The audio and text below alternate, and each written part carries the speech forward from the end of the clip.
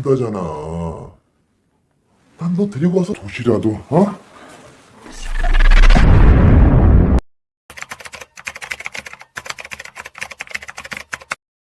Channel yang pas banget buat kalian, para pencari asupan mata dan para pemburu serabi lempit. Gimana kabarnya?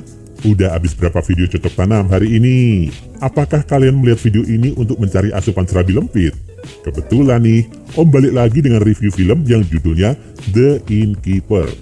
Film yang baru rilis pada tahun 2020 kemarin ini menceritakan kehidupan seorang perempuan di perantauan yang sangat pelik alias keras, Bung. Saking kerasnya, sang perempuan ini mau nggak mau harus menjajakan serabinya untuk bertahan hidup. Walaupun sinopsisnya terkesan sangat sedih, tapi film ini banyak stok gunung kembar dan tumplek-tumplekan yang mampu menggetarkan jiwa dan sanubarimu.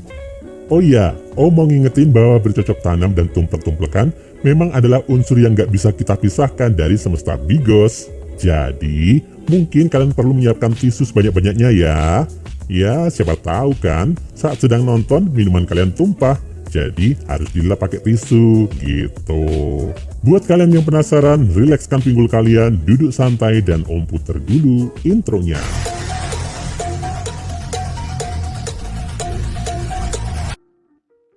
Di awal film kita diperlihatkan adegan sepasang kekasih yang tengah bersiap-siap pergi dengan mobil mereka. Sang cewek bernama Liso, sedangkan si cowok bernama Yongpal. Rencananya mereka berdua hendak beranjak dari kampung halaman mereka dan pergi ke kota untuk mencari peruntungan sekaligus mengadu nasib. Siapa tahu ada nasib baik yang menunggu mereka di kota, ya kan? Sebelum berangkat, Yongpal menyuruh Liso untuk melihat bagasi. Takutnya ada barang yang ketinggalan. Setelah mengecek semua persiapan dan barang-barang, Liso menyatakan bahwa semua oke dan mereka bisa berangkat sekarang. Saat Liso beranjak masuk ke dalam mobil tanpa ia sadari, ada seorang perempuan yang diam-diam menyelinap ke mobil. Sang penumpang gelap itu ngumpet di bagasi. Setelah persiapan oke, Liso dan Yongpal bersama sang penumpang gelap lalu beranjak ke kota. Singkat cerita, mereka pun sampai di kota yang mari kita sebut saja kota Ajinomoto. Saat Liso sedang mengangkut-angkut barang bawaan, ia kaget bukan main karena melihat ada penumpang gelap sedang tertidur di antara barang-barangnya. Liso dan Yongpal lalu membawa perempuan itu ke kontrakannya. Setelah ditanya soal duluan telur atau ayam, akhirnya sang gadis polos mengaku bernama Taehe. Taehe lalu meminta maaf karena aksinya yang ngumpet-ngumpet masuk ke mobil mereka. Ia bilang ia ingin mengadu nasib di kota. Liso yang kasihan lalu mengajak Taehe untuk tinggal bersama mereka bertiga di kontrakannya. Taehe pun menyetujui usulan Liso itu. Setelah itu, Liso mengajak Taehe untuk mandi berdua. Mereka pun saling mengelus-elus gunung kembar dan bakpao kembar satu sama lain. Udah mulai nih yang sama-sama kita inginkan. Malamnya, mereka beristirahat karena kelelahan setelah melalui perjalanan jauh antar galaksi. Namun, sebelumnya, Yongpal mengobrol-ngobrol dulu sama Liso. Sambil sebat-sebat cantik, Liso bilang ke Yongpal kalau nantinya Taehe akan diajak bekerja bersama temannya. Seusai ngobrol-ngobrol, ternyata tenaga Yongpal masih terisi lumayan banyak. Ia pun mengajak kekasihnya itu untuk tumplek-tumplekan untuk menghabiskan tenaga yang ada. Lalu, seperti yang sudah bisa dibayangkan kita semua, Yongpal mengejut Liso di samping Taehe yang sedang tertidur atau mungkin pura-pura tidur. Kenapa nggak diajak sekalian ya si Taehe? Nice. Keesokan harinya, Mbak Polos mulai bekerja di rumah makan milik temannya Liso yang bernama James. Di sana, Taehe bertugas sebagai tukang cuci piring. Nggak apa-apa deh, yang penting kerja. James selalu memberikan uang untuk Liso yang entah untuk apa. Liso tentu saja menerimanya dengan senang hati. Tak terasa hari pertama kerja pun selesai. Taehe lalu bersiap untuk pulang ke kontrakan Liso.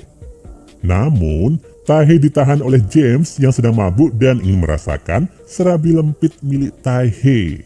Awalnya, Taehe menolak ajakan bosnya itu.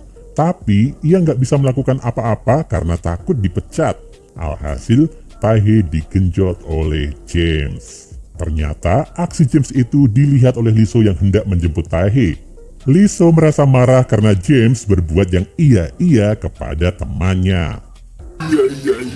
Selesai bercocok tanam, James lalu memberikan sejumlah uang sebagai bayaran karena telah menjinakkan rudal Korea miliknya. Lizzo yang sedang menunggu Taehae di luar lalu memarahi James yang telah mempelkoto Taehae. Lizzo nggak cuma marah sama James, tapi ia juga meminta uang yang tadi didapatkan Taehae. Mungkin karena nggak diajak, akhirnya Lizzo marah ya. Awas lu kalau berani sama gue, tampol lu mulut lu. Saat sampai di rumah, Taehae dan Lizzo mandi berdua lagi. Sebenarnya Om nggak paham kenapa mandinya kok harus berdua terus sih. Tapi nggak apa-apa deh, jadi banyak asupan gunung kembar untuk sobat colikiawan, ya kan? Lalu saat Taehae hendak pergi tidur, ternyata sudah ada Yongpal yang menunggu di kamar. Ternyata Yongpal tergoda akan keseksuan tubuh Taehae dan berniat mengajak Taehae untuk saling tumplek-tumplekan.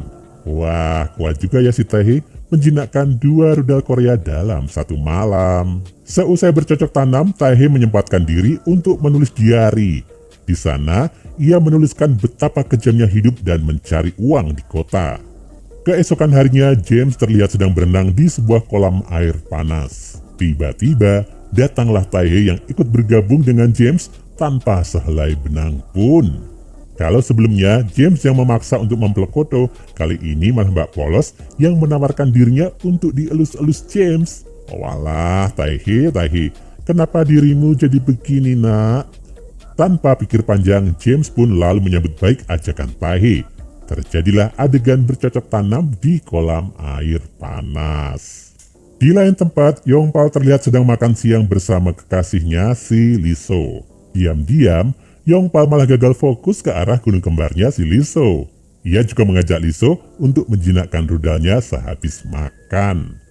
Benar saja, sehabis makan, rudal Yongpal sudah nggak bisa dikendalikan lagi, dan ia pun segera menembakkan serabi lempit milik Lizzo.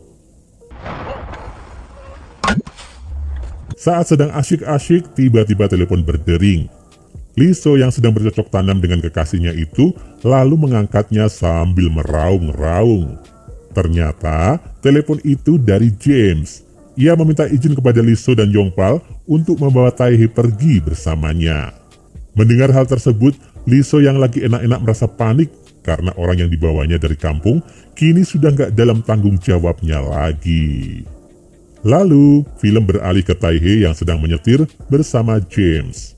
Mbak Polos yang sudah nggak polos itu tampak bertanya-tanya kemanakah tujuan mereka pergi. Ternyata, James tiba-tiba menyuruh Taehae turun dari mobilnya. James menganggap bahwa saat ini Taehae sudah rusak dan dianggap sudah nggak seperti dahulu lagi ketika ia pertama bekerja di resto milik James. Padahal kan kalau dipikir-pikir, yang merusak si Taehae kan si James yang dahulu memaksanya bercocok tanam. Udah gitu, si Yongpal juga sempat mencicipi serabi lempit milik Taehae. Taehae pun lalu turun di pinggir jalan. James lalu pergi dengan mobilnya dan langsung tancap gas. Film pun berakhir. Sobat Colikiawan, gimana menurut kalian alur film barusan? Apakah tisu kalian banyak yang terbuang untuk mengelap sesuatu yang perlu dilap? Walaupun memang banyak adegan bercocok tanam yang memanjakan mata dan sanubari Sobat Colikiawan, namun yang jelas adalah jangan kau rusak yang tak kau jadikan rusuk. Padahal kan ya Taehae merantau ke kota untuk mencari nafkah dan memperbaiki nasib ya. Kok malah ia dipelkoto oleh dua orang yang ia percayai. Pokoknya kita juga harus menghargai teman kita ya. Jangan sampai bilangnya teman, tapi ngelap perut pakai tisu. Kalau bisa sih ya, pakai tangan aja dulu kalau belum ada lawan dan belum sah. Nah, itu tadi gengs alur film untuk hari ini. Bagi kalian yang ingin request film, silahkan tulis di kolom komentar ya. Jangan lupa klik subscribe dan nyalain lonceng notifikasimu untuk menikmati alur cerita film menarik lainnya. Sampai ketemu lagi di video selanjutnya.